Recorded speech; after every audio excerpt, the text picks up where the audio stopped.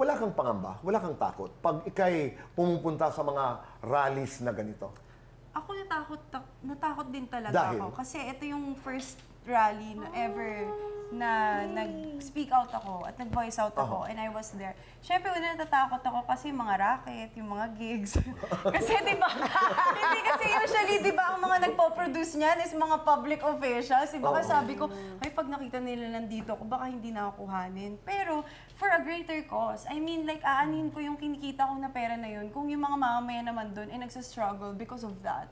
And yung takot din sa safety, kasi at that point, di naman natin alam kung anong mangyayari talaga, di ba? And even sa mga rallies, may mga ibang areas na talagang nagkagulo, Mendiola ito, the first time. Yes. nagkasakitan talaga. And I think, yun din yung iniisip ng karamihan hindi na lang ako pupunta kasi Delikado. baka magkagulo pa, magkasaksakan na dyan, di natin alam kung anong mangyayari. Pero at this point, kailangan yung tapang natin mas mataas siya kaysa dun sa comfort na nararamdaman natin. Tama.